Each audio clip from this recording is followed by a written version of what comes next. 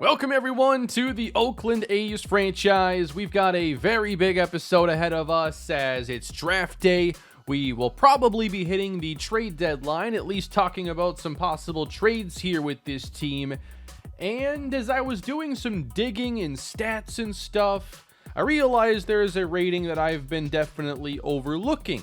So welcome in everybody. I know it's been a few days since the last episode, but I am ready to go for this one.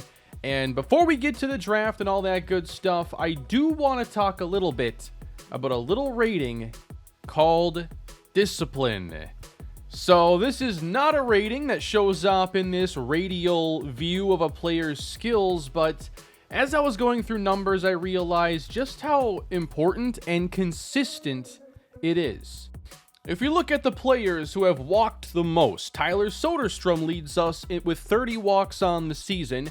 He has a 62 discipline, which is pretty solid. Seth Brown is next at 22, and he comes in with 59 discipline.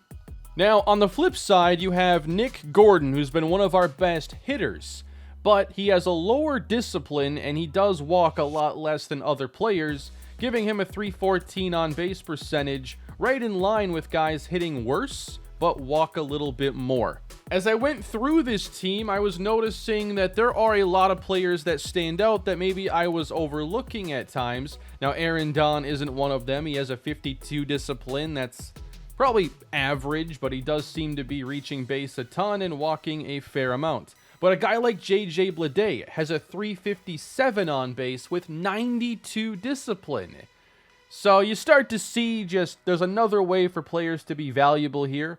And I know when I'm talking through episodes, it seems like I focus too much on batting average, and it's probably because I'm old school in that regard, and I still don't think walks are as valuable as hits, but, getting on base is important, and we suck at that.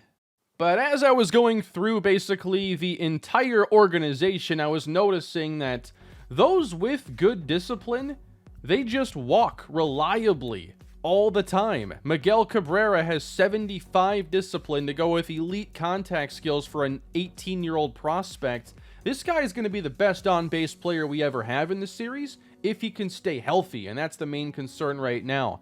So I've gone and I've adjusted some of the training on guys that need a bit more discipline. So for a lot of the training I was doing, it was focused on contact and power, and then sometimes this coach session vision was low, but I'm focused a bit more now on the discipline rating. I know that's going to be an important one to think about as we move forward building up this team. And also it helps explain maybe why a guy like Christian Arroyo, despite good contact skills, has had kind of mediocre on base numbers, especially in series. He just doesn't walk all that much, so he's got to hit. So that's just my little thing I wanted to open with. Also, I see a ton of love in the comment section all the time for Max Muncy, and he has very good discipline, good plate vision, and he's at least hitting for average as well at AA. So I think he's going to be a player for us one day. All right, so we have the draft today, and we have the trade deadline. One player who will likely be traded this year is Teoscar Hernandez. It's effectively a contract season for him. He has a player option for 2026. I would expect him to opt out, especially as his numbers are better than they've been the last 2 years. He's hitting home runs at an improved rate, and I think this is going to be the peak of his trade value for us in this series. Cody Bellinger, on the other hand, does not have the same option in his contract, so he's going to be a free agent after next year, and then the same is true for first baseman Seth Brown, although he's eligible for arbitration next year. It's not an option situation, but still, he'll hit free agency in 27, so he's somebody else that is possible to be dealt. How is Joe Michael going to pitch for Las Vegas in the same day he's also set to pitch for the AL Futures team? These games start an hour and a half apart. Joe Michael just went 5 innings, giving up 4 runs with 6 strikeouts as his ERA grows to 4.14. And now somehow he is going to travel through time to play in the AL Futures game. All right, what's his energy going to be at then? It is maxed out. So just must be a really weird thing in the game that they haven't, like, especially accounted for. But why not get to pitch with Joe Michael a little bit here in a big league ballpark against some of the top prospects in the game?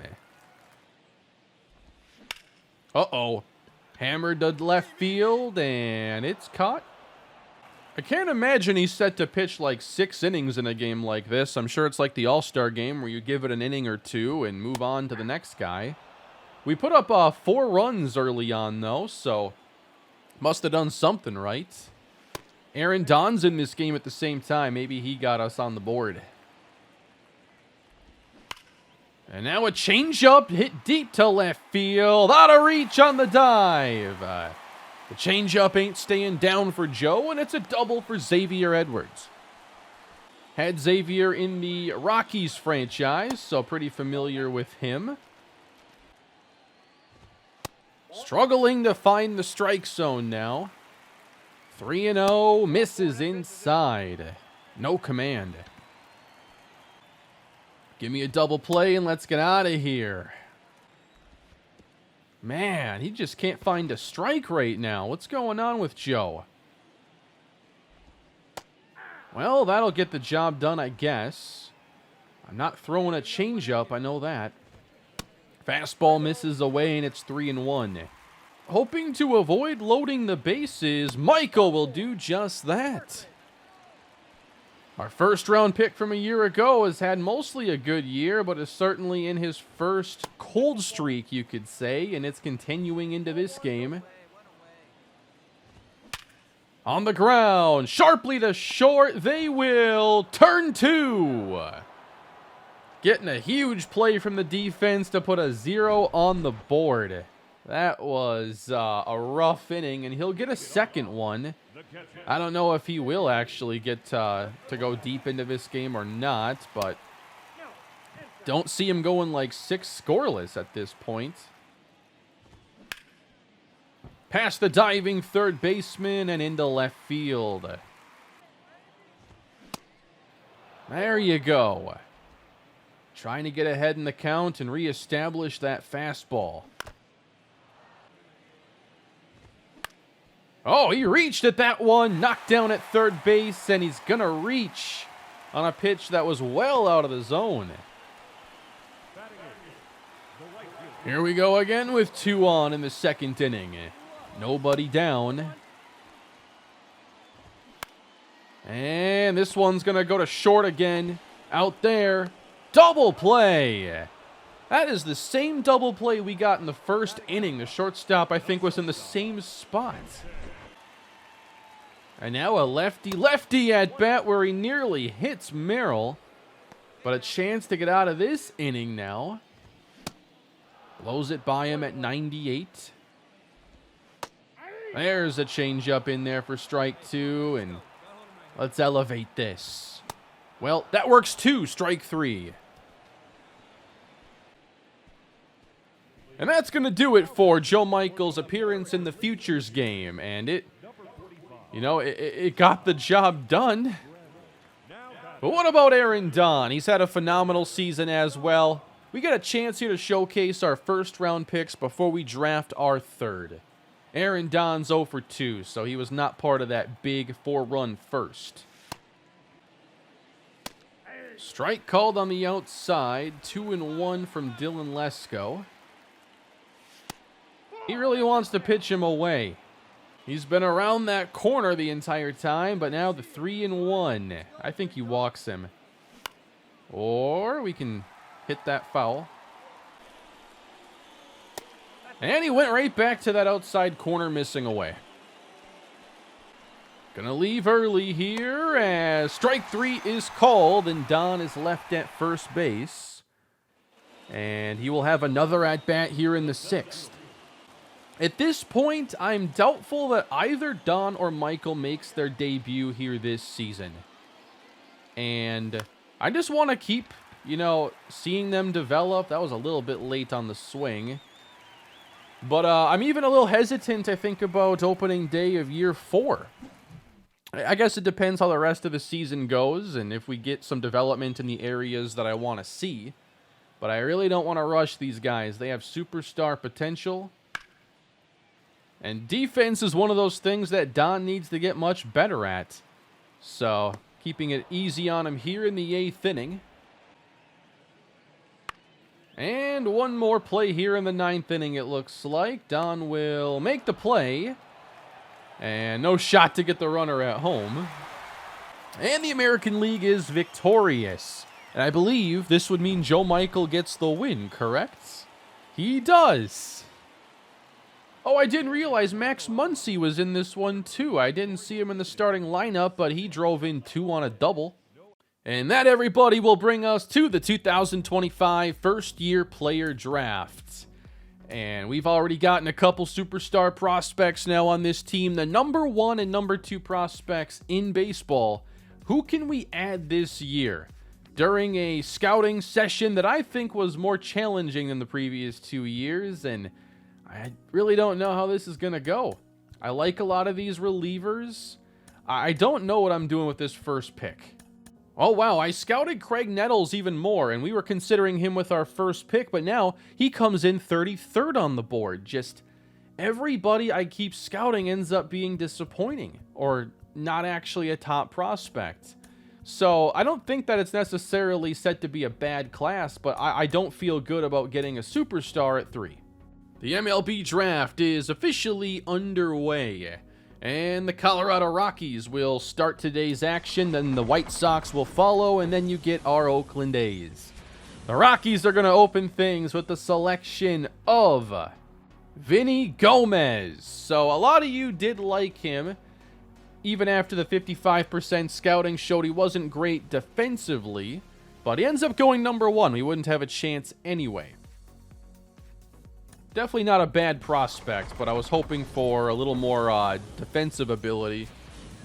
And then at number 2, the Chicago White Sox. Follow that up with the selection of Pablo Villa. 42nd on our board. He's a catcher. Okay.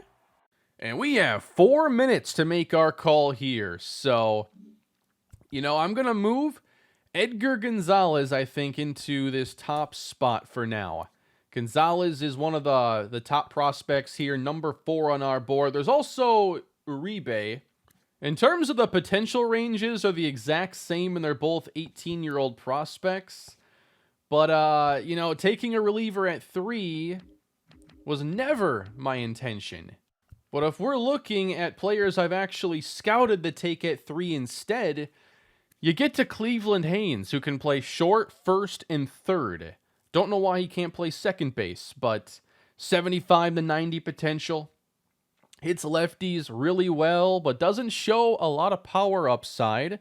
The discipline, that's something else I have to look at a little bit more, and 52 to 67 is his present, which I think is an okay range. Fielding, though, that's going to start out pretty low. And he is 18 years old, so he's not going to be ready for the show, it looks like, for a few years at the earliest. Then you got Buddy Fitzgerald, who was projected to be taken a bit earlier, comes in 21st on our board and wants the $7 million bonus. And it looks like he's got pretty decent hitting skills, but the power is a little bit underwhelming and has the arm strength concerns and accuracy. You have the option of just going with Craig Nettles, 72 to 87 potential. Looks like hit per 9 is his main calling card, and he throws a four-seamer, sweeping curve. Would that just be the sweeper, slider, changeup, and splitter? I gotta say, I do like the pitch mix, the velocity as well. So walks are a concern with him. I've had issues developing pitchers who have that low walk per 9. Oh, man, this is tough, and I have a minute to go, and I cannot pause this. Oh, man. This is happening right now. I do like that Gonzalez has the 4 pitches here as a reliever, and then Uribe only has the 3. And then Gonzalez also has the better velocity. We're talking 3 and 4 on the board. There really isn't a whole lot differentiating these guys. But man, it looks like Uribe is going to start out with way better strikeout upside. I think we're just going to go with the board here because I don't know what else to do. I'm going to take a reliever. I think I have to now give the edge. Man, this is the toughest pick. But I think Uribe has a chance to be really solid. So, with 4 seconds left, we will be selecting Gregorio Uribe, a reliever at 3. I could have taken Cleveland Haynes here, but I'm going to go and get the reliever. And you know what? If he ends up being like our closer for this series, ends up being a top tier closer, I'll be pretty happy with the pick. And ultimately, it comes down to what else could you have done here? And I didn't scout, a first baseman in this range or players at other spots. I scouted a lot of players in the top 10, and most ended up falling down the board the more I scouted them. It was just a very strange year to scout. The third basemen were a bit underwhelming. The shortstops were underwhelming. And they seem to be better fits in the 40 to 60 range. We got 2 picks there. And I guess we'll see what of the board is left when that comes up. Joseph Farr was just taken. 74th on the board. He was the 4th on the MLB board. I liked him. Didn't like him at 3. So, I think this puts me in a real bind here. Or it did. Do I take a more sure thing at reliever? Although, 18 years old, it's going to take some time. Or do I take, a player ranked much lower? I guess I always chase ceiling when I have a pick this early. If I picked at 15 or something, it's easier to just take a solid prospect. But I guess this is what I felt was the right call here. And I do feel good about the depth in the organization and the ability to get good players in this class. And then I proposed that trade last episode to the Yankees for Trey Sweeney. And I think taking a reliever at 3 makes that a bit more likely. One thing, too, I noticed is that there just wasn't a lot of power in the early portion of this class.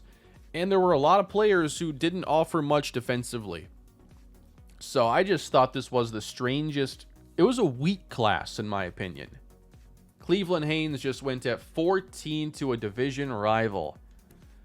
All right, shortstop, first and third. He's 18 years old, so the timeline for him is probably 3 to 5 years. I think he'll be fine. It was just hard to talk myself into taking a player with defensive concerns and power concerns at 3. Wow, Justin Calzado just went way earlier than we'd like to take him, as the offense didn't look all that promising upon further scouting. Sam Martins just went, and Craig Nettles just went as well. So Martins, another player who's good contact, but not much power in the fielding. You'd like more. Buddy Fitzgerald just went to Houston, somebody else who was on our board, and actually did show maybe some power upside, but not at a high level. Back to Uribe, he was also 21st on the board, so he likely would have gone somewhere in this range over here. So it doesn't feel like a massive reach when you consider his projection, and just this class left a whole lot to be desired. Now I'm just hoping we have good options at 38 and 40. So one guy I think I'll be targeting with our next pick is going to be Julian Rodriguez. He is projected to go undrafted, but we're talking about a 21-year-old prospect giving you this tighter range at 83 to 93 potential.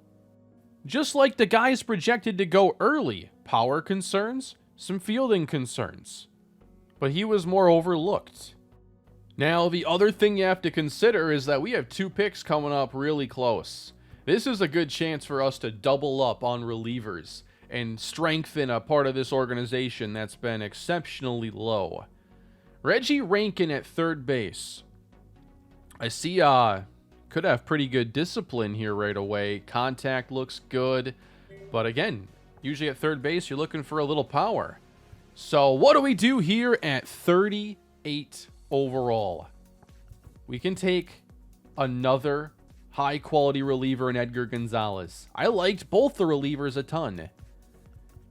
And I think I have so many options that offer a lot of overlap in skill set. I might even end up taking David Dominguez at some point if given an opportunity. We could really strengthen the bullpen. Edgar Gonzalez, though. I think it's going to be tough to pass on Gonzalez here, and we're going to start with 2 relievers. And then we pick again here in just about 20 seconds. And we're on the clock once again. So the 2 players I'm thinking a lot about are Rankin and Rodriguez. And Rankin, he is a lot higher on our board at 22nd, but only 65% scouted. So there would be some risk. I see a lot that I'm intrigued with, though, with the vision and the discipline, but I just worry about his defensive abilities and then not having a lot of power for a potential DH role. Julian Rodriguez, you got power concerns there, and just looking at the ratings here, I'd think of him more as a second baseman than a shortstop, although maybe he could eventually get there. Drew Thompson's down here on the board, and he comes in 59th. But the potential range is a little bit lower. He does, though, have a bit more balance in his skill set. And I think maybe in the 3rd round is where I'd be really happy to take him. I like his position flexibility as well. And given he's not ranked on the MLB board, he may go very much overlooked. You know, as I look at these skill sets, I'm even considering right now Drew Thompson in this spot. Because he does show, like, more balance with power, discipline, and some fielding ability. And then the defensive flexibility at the same time. Oh, man. But Rodriguez has that potential range. I'm going to go Julian Rodriguez. I just don't have a lot of conviction making my picks in this draft. I guess I'm just kind of going by the board there because I'm having trouble making decisions. And so I guess I didn't go by the board because Rankin would have been the higher projected player. But the potential range staring at me right there with him at 21. When in doubt, I mean, that's an okay fallback, I think. So we had David Dominguez go to the Diamondbacks. I liked him a lot as well. Older prospect, tighter ranges, really good skill set. But he would have been like my 3rd favorite reliever. And I can't get them all. And now, just one more pick to wait until we're on the clock again, and we are here with both Rankin and Drew Thompson available. So, to compare the two, Rankin, 22nd on the board, but 65% scouted. He hits righties really well, so we've seen a lot of prospects and guys on the team that are lefty specialists. He is actually better hitting as a lefty. He's a switch hitter. Doesn't offer a lot of power, really good plate vision, should be tough to strike out, and then has good discipline. So offensively, maybe some similarities to, like, you know, Nick Madrigal, although Rankin's a switch hitter and is better against righties than lefties. Fielding is what concerns me. How much better will that get? He doesn't offer a lot of speed either. I guess the future range could have, like, still below average speed, but then you get the Drew Thompson, and we're looking at, you know, a guy who hits lefties fairly well. It still shows well below average power, but just not at the same values as you see it from Rankin. So his power might be middling as well. You'd expect it to be, but could be a little bit better. Fielding, arm strength, arm accuracy. There's some future potential with his defense. And then just the potential rating right now, we got 69 to 85, and he's only 95% scouted, so his isn't done either. Rankin at 65. It would be a risk, but is it one worth taking here? The board's emptying out. I know, like, in the 4th round and beyond, it's going to be tough to do much there. I am going to end up taking Rankin because I think that what he's strong at, based on the information we know, his strengths are stronger. He's not as well-rounded, but Thompson just doesn't have enough that stands out to me. I'm going to go Reggie Rankin. Okay, Drew Thompson has gone to a rival, so a lot of guys that were on my board we may run into. He has joined the Mariners. Now, the rest of this draft it might get really weird because I have one player on my board, and I don't know if I want to take a third reliever right now, but he's 68th on our board. I'm going to have to... There's no way I find anybody better than him to take, right? The only way I'm going to be able to is if I find somebody who's ranked lower but has like a specific strength that I feel I need to add. So I'm going to spend a lot of this time adding some guys to my board like Matt Thorne. I didn't add him earlier, but he does have power. That might be it, but it's late in the draft. So he's not fully scouted, but Brent Moya is another option, showing some really high potential in areas like power versus righties.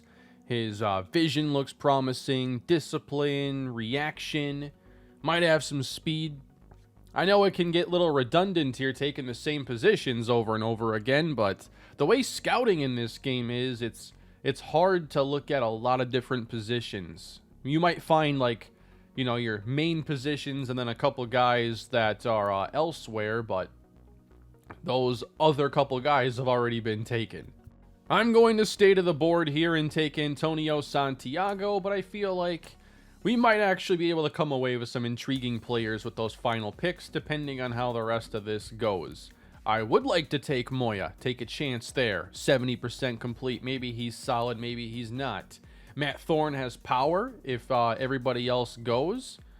Maybe with our last pick, I take Paul Mosen. He can't hit at all, but he can play almost every position and is a good defender and can run a little bit. So maybe with our last pick. Tony Hawk just got drafted?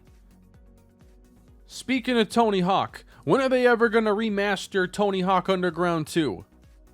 Aw, come on. The Cubs just took Matt Thorne.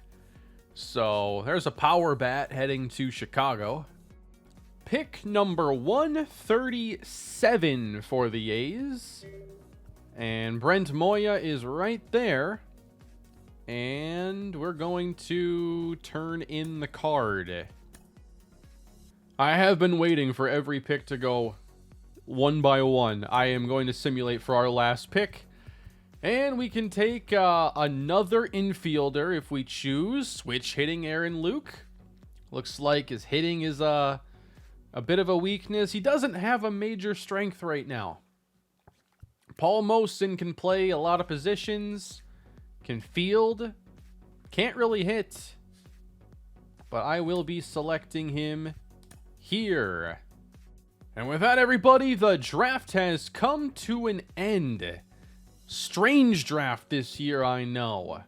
And I feel like we're not going to have maybe that same superstar that we have with Michael and Aaron Don, but these relievers were the number 3 and 4 players on our board. Now, we only scouted relievers, third baseman, and shortstops, so that's not saying that they were necessarily the true third or fourth best players, but we got some pretty high potential relievers. And we'll work on signing them. So our attention can now shift to the All-Star game, and Tyler Soderstrom does lead the voting at catcher. You also have the Home Run Derby, where there are 8 participants representing 5 teams. Today is the AA All-Star game. This game is going to give us a chance to showcase a prospect that might be a little further out, but we're all excited for, and that is Max Muncy. 6 homers, 30 RBIs on the season.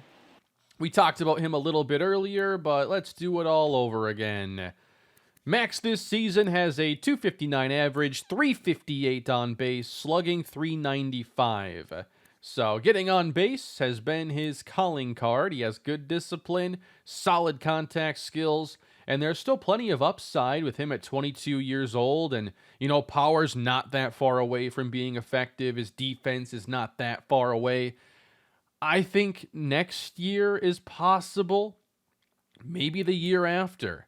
He is not yet on the 40-man roster, but he's somebody that will probably be adding within the next year.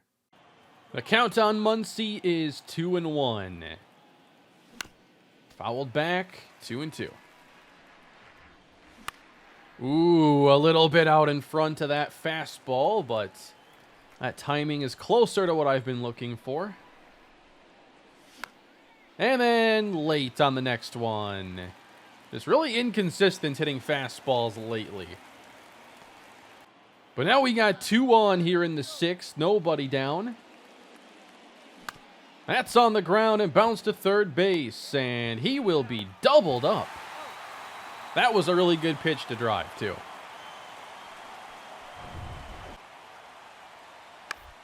Where are the offensive highlights? We've been hitting so poorly in episodes lately. There was one episode where I went off, but too many games have been disappointing. And he's pinch hit for, so unfortunately, not a great showcase here for him. Miguel Cabrera's off the injured list, so we're going to start DHing him to work on his durability. And now we get into the Major League All-Star game, and this year's All-Star is going to be Tyler Soderstrom. He is our only All-Star in this game, and they have him hitting 9th. Behind the plate, uh-oh. Call the pitch?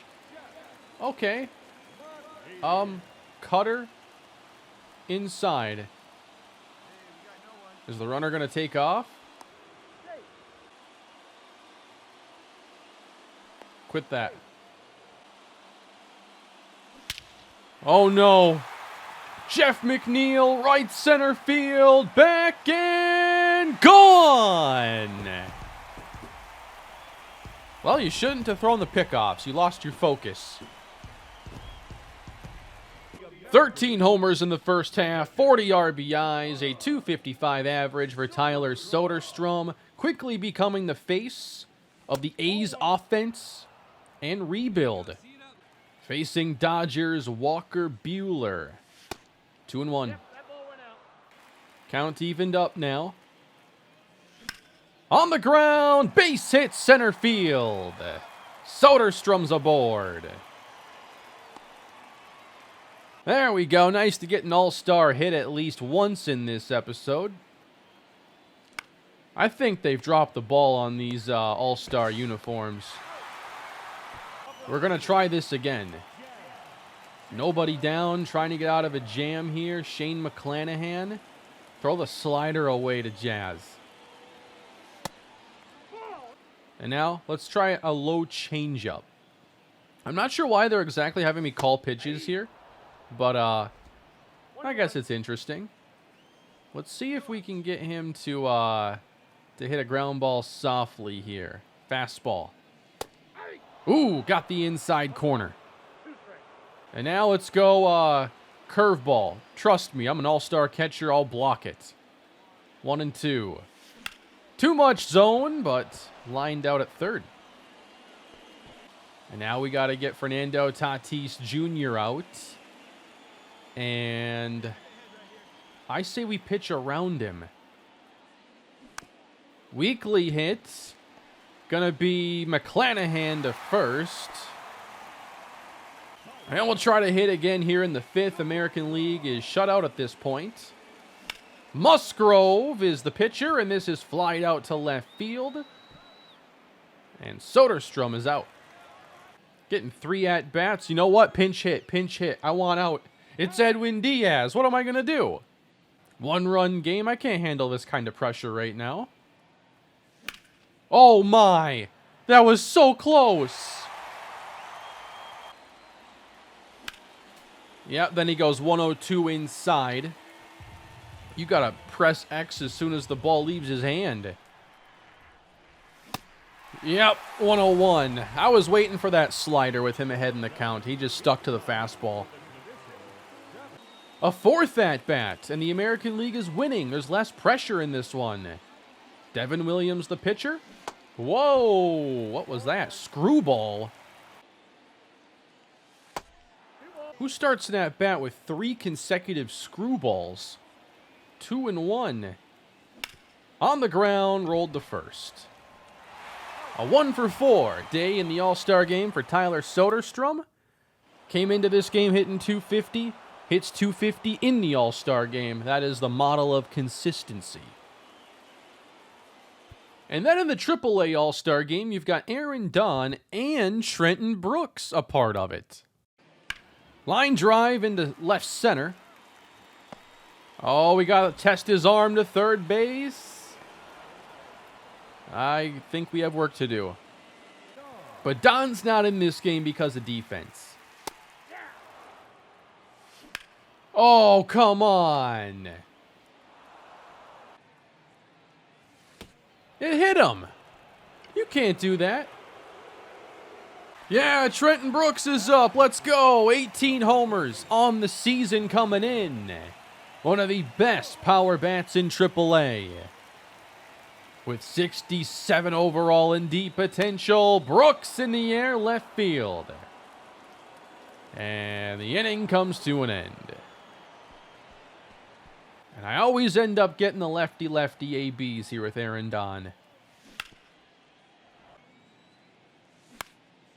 Come on, man. We squared that up perfectly.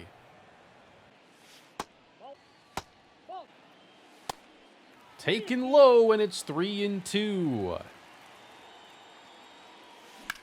Line drive left center field. Don will have extras. On his way to second. Not stopping there. A run will score on the RBI triple for Aaron Don. There's a great piece of hitting. One of the best swings I've had with Don here in my limited time playing with him. And he will score on the base hit by Kyle Lewis. And now we line out at third base in the fifth. Starting to make some better contact, though. But what about Trenton Brooks? I mean, you gotta love the power he's displayed at AAA and at AA in this series. Don't rule out him a chance getting to play at the bigs for a short while. This season's going to be interesting the rest of the way because we're going to make a couple trades. And I think you're going to see a very different looking lineup. And I think it's going to be tough to get to that 70-win mark I had set out earlier as the goal. As I do plan on trading away Teoscar Hernandez and possibly Seth Brown. Didn't even flinch at the fastball inside, and it's 3-2. Oh, what is that doing down there? Nice to play with some of these guys, though, in these All-Star games. And that's going to, I believe, conclude the All-Star action for this episode. Player of the game is Aaron Don with his RBI triple.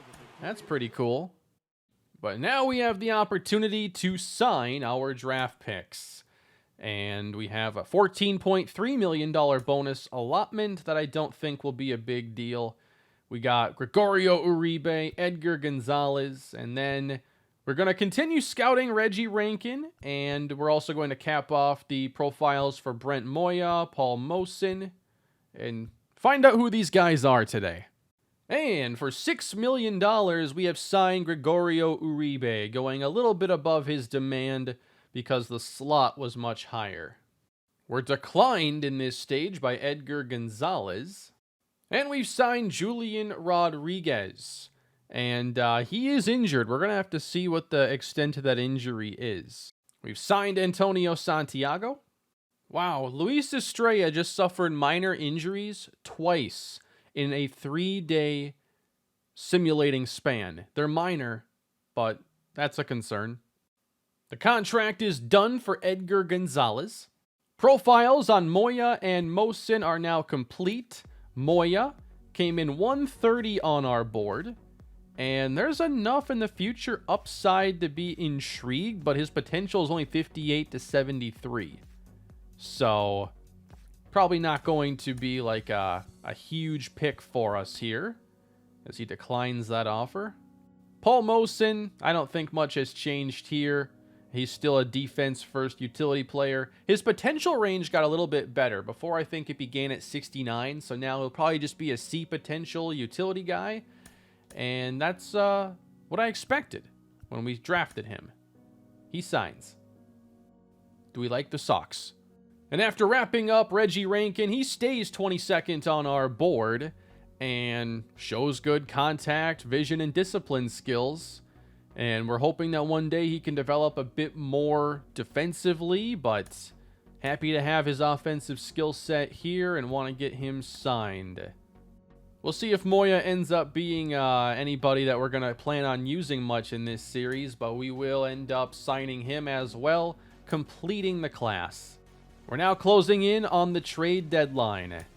The Angels are interested in offering you a trade. The division rival Angels. What do you think they want? Doug Romero for Jose Leclerc. So Leclerc's been really disappointing for us this year. We signed him to a 2-year contract. They want him. They want this 7.8 ERA, the negative .4 WAR, Doug Romero. C potential, 18 years old. He's been down at AA this year. He's done fine. So they're looking for a big league arm. They want Leclerc. The deal is done.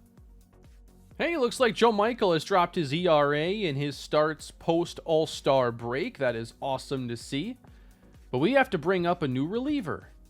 And by the way, Henry Vasquez, remember I saw his elite numbers at AA and called him up? Well, it's been not quite the same here at AAA. 8 earned runs in 19 innings, 3.72 ERA, giving up 3 homers, but he's still striking out a lot. I think I want to call up maybe Mason Miller or Gunnar Hoagland. His strikeout numbers are absurdly low. I want him to work on that down here. I'm going to bring up Mason Miller. Hogan Harris is then going to make his way back up to AAA. And Elliott Hughes, who struggled earlier at AA, is going to have another go at it now with the AA squad. Max Muncy just tore his Achilles. Oh no. That is going to be obviously done for the year. Why? Things were going pretty well for him this year. He's going to end up with some solid progress that now he can't build upon the rest of this season. But I feel good about where he is at 22. Luis Estrella continues to struggle offensively, hitting 175 at AA. Contact's on its ways down. Durability's gotten a little better. Miguel Cabrera's come back as well, and his on-base is a 417 at the moment. He walks more than 0.5 times per game, and he averages over a hit per game at the same time. The guy's always on base. Wow, 13 homers for Lawrence Butler right now at AAA, and that's bringing up his power versus lefties. You like how balanced a lot of these offensive skills are? We're training his vision discipline clutch because that vision is just 39 is a little unreliable. His numbers at AAA are exactly what you want to see, but at the majors, it's been declining with every year and opportunity. But I think now it's time to start exploring trade opportunities. Teoscar Hernandez has come into Oakland and honestly done exactly what we wanted. He's brought power to our lineup, and here he's been able to play better than he has since leaving Toronto. So it's time to see what other teams think. If we run the trade finder on prospects, it might not be quite what you expect, but the CPU loves to create these offers with 2 or 3 prospects instead of finding one valuable prospect. For instance, the Blue Jays would be interested in bringing him back, and the main player in this deal coming back our way would be a third baseman who's still 2-3 years out in Alex DeJesus. Now, primarily with a player like Hernandez, I want to take a look at teams that I think are in contention and mainly trade with them. Wow, Aaron Judge. Torn ACL. He's going to be done for the year, leaving a hole in the Yankee right field. They got Jason Dominguez at the major league level right now, but he's not quite ready to carry this offense. Oswald Cabrera, DJ Stewart, Jake Cave, Aaron Hicks. I think we found the most outfield needy team in the league. Remember earlier when I talked about the potential of trading for Trey Sweeney? Well, I think that we might be able to make something happen here. I like the defense is in an all right spot right now. Good discipline, vision. He brings a lot to the table. Now, they want more than Hernandez if that means giving him up. We talked about also trading away Seth Brown. They would do, you know, the two of them for Sweeney. Now, I also proposed trading Kyle Muller. And what's interesting here is Muller is actually seeing good development right now because suddenly his numbers have turned around a bit at the big league level. When we began today's episode, his ERA was more so in the 3s. Now we're back into mediocre territory with him. But the game is still going to like him because he's 27 with B potential. But yeah, his advanced numbers aren't very good. I've been thinking about moving off of Muller because I just don't see him developing the way he needs to with us. Even though this year, like, he's making progress. They think the value, though, is pretty even here, it looks like. If we just put in a prospect like Jorge Juan, they'll make the deal there. Teoscar is exactly who the Yankees need right now. If I run the trade finder where I have Seth Brown as a part of it, they then want us to put in like Paul Blackburn, and that's not going to happen. If I put in like a Hogan Harris, it doesn't work with Seth Brown. So with that being said, Teoscar Hernandez, and basically any prospect will get the deal done. We'll have a chance to go and add Trey Sweeney, who has 14 games of big league experience. He got his first hit, his first homer. And now, welcome to Oakland. Sweeney will be added to our big league roster, and he's going to have a chance now to play a little shortstop. He doesn't have any other secondary positions, and so in this case, I usually check out Baseball Reference to see if he's played anything else. Literally, his profile says shortstop and third baseman. And then I can check out his college history and see that he also has some experience at second base. I'm guessing pitched in a blowout, but otherwise mostly shortstop. So I probably won't give him the second base eligibility as much. He hasn't played that a ton. He's really just going to be a shortstop, but third base flexibility, I'm going to add that in. Hernandez is still the better defender at short, so I think Sweeney slides right into the starting third base role with this offense. We get another lefty, too. This continues to be a very lefty-heavy lineup. I also like that he has adequate speed. You know, I want at least like 60 for a majority of this lineup, and a couple guys who go way above that. This gives you some options then. You can play Seth Brown in right, maybe trade him. Soderstrom can then get reps at first base, which means that even somebody like Geloff could still get playing time as the DH. So why don't we get a game in here with the new shortstop slash third baseman, Trey Sweeney. This is one of the biggest moves we've made so far in the series, and why I wanted to go and get a guy like Teoscar Hernandez. I knew he could be good for us in the meantime, but then we just traded him for a former first-round pick to a really needy team, and we've got a player now in Sweeney that I think we should be excited about. Nearly hit him. This is his first at-bat at the majors this season. Dodgers interested in acquiring Jackson Holliday. Don't give up your prospects now that you've built this team up, Baltimore. Don't do it. 2-0 from Justin Dunn. Fouled off. I added a couple players to our block, too. We'll see if we get any offers as Sweeney lifts one into shallow right. And he's out. Oh, there it is down below. Angels, Guardians interested in acquiring Athletics first baseman Seth Brown. I want to see what offers they send our way. And then you got some interest as well in Cody Bellinger. So, those are the two I added. Sweeney's throw is on target.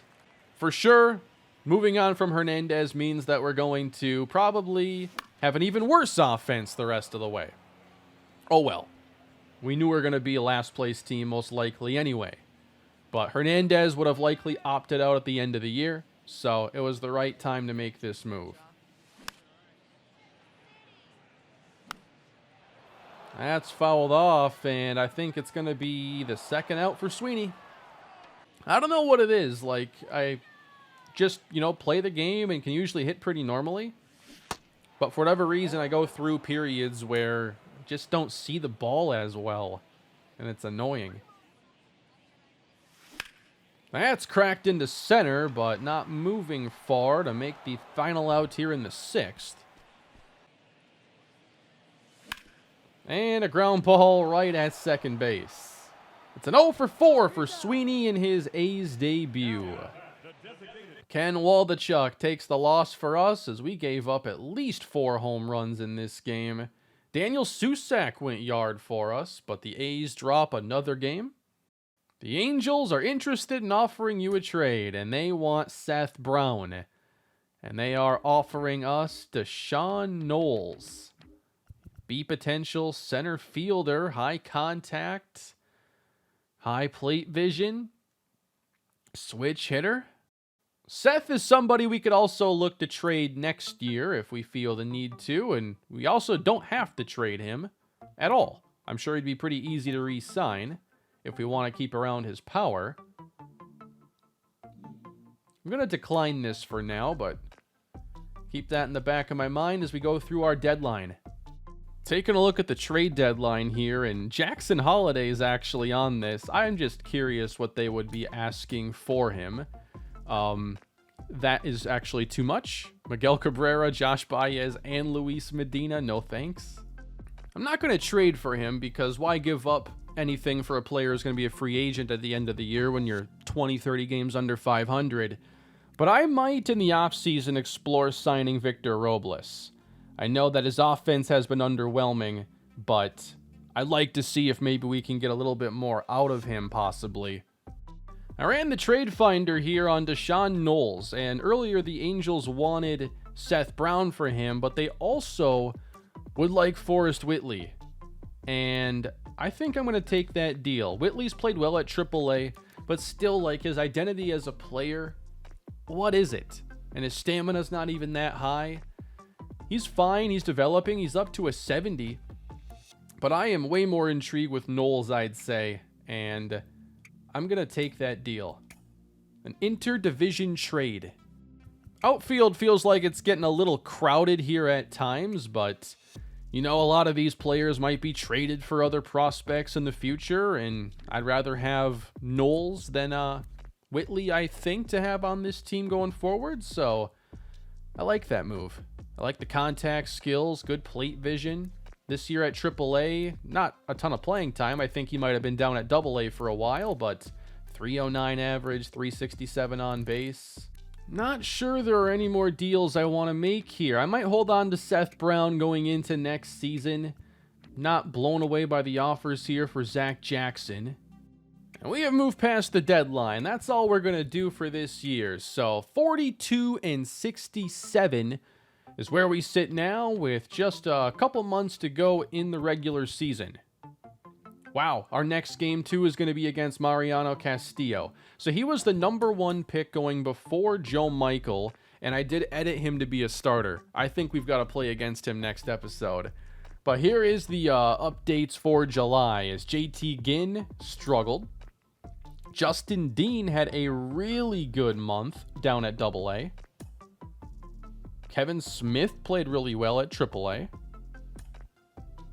Jack Cushing at AA. Okay, we're going to have to call somebody up, by the way, after moving on from Whitley.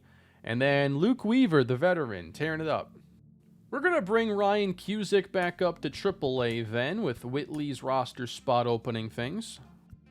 Oh, this will be a great one for next episode. Luis Medina versus Mariano Castillo.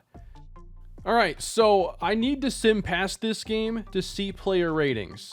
So what I'm going to do is I'm going to sim past it, but I've already saved. I'm going to sim. I'm not going to save afterwards. I just want to be able to see the ratings. And then we'll do this game next episode. Here are the draft picks for this year. And you know what? We got some pretty solid potentials in there. I think we're going to be pretty happy with that. We didn't get the high 90 guy this year, but Gregorio Uribe, 87, 88 on Edgar Gonzalez, 89 for Julian Rodriguez, and 82 on Reggie Rankin, and then 78 for a reliever is also really solid. 64 on Brent Moya, 72 on Paul Mosen, but I think we're going to be pretty happy with these ratings. Uribe comes in at 63 overall, looking like his K per 9 is really strong off the bat, 52 walk per 9, and then Gonzalez comes in, strikeout upside a little bit lower, pitching clutch only a 21 compared to 48 on Uribe. So both will have a pretty good chance, I think, and they're going to be starting off next year at AA, and we'll see how quickly they develop. But two 18-year-old relievers is how we began the draft before moving on to shortstop Julian Rodriguez. He's got a strong arm, he has decent speed, and is a good contact hitter, but a lot to work on there in his skill set. Reggie Rankin is next. Third baseman, switch hitter. Defense needs a lot of work, but the contact vision discipline combo right away makes him very intriguing.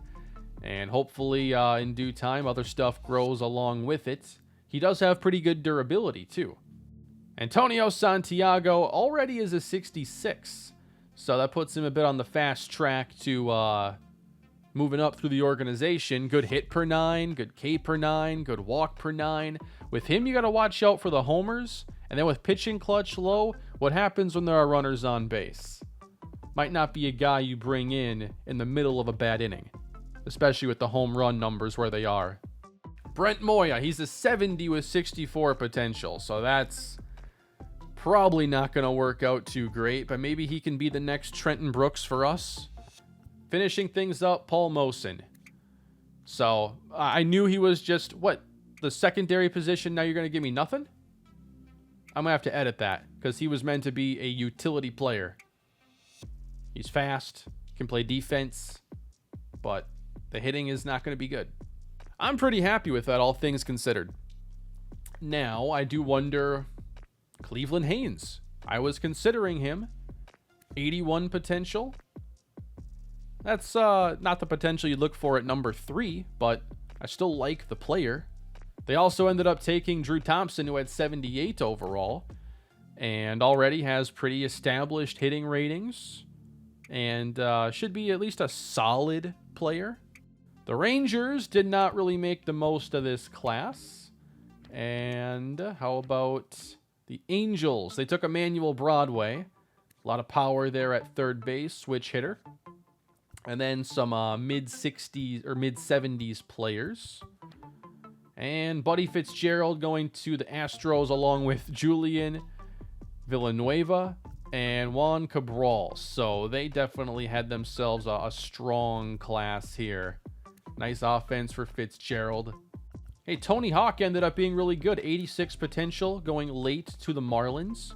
David Dominguez had 68 potential this whole time. He was one of my favorite players in the class. D potential is nothing close to what I imagined. How did that happen? All right, you guys were right about Vinny Gomez, but I didn't have a chance to take him anyway. He went to the Rockies at number 1 with 99 potential. This guy is a generational prospect. I didn't see that initially. I guess I overlooked some things. He's really good. The Rockies need a player like that, though. Come on, they're stuck in the NL West. They got Edgar Tovar, good closer. Overall, I feel pretty good with our class for this year. There isn't the superstar like we had in the first 2 years, but the organization's getting stronger, and we've hit, on some starting pitchers, some outfielders. This year was big for the bullpen. But even with the bullpen focus, we still got 2 infielders that are going to have B potential, and one's a very high B potential in Julian Rodriguez. So that's going to do it for us in this episode, everybody. Leave your thoughts down below on what you thought about the draft, what you think about the team, and the couple trades we made here at the end of this episode. We'll probably be nearing the end of year 3 somewhat shortly, but I might want to spend some time just getting to play with some of these young guys as the roster gets younger and younger with guys we don't know as much about. But thank you for watching today's video. Please leave a like, subscribe, and I'll see you in the next one. Have a great day.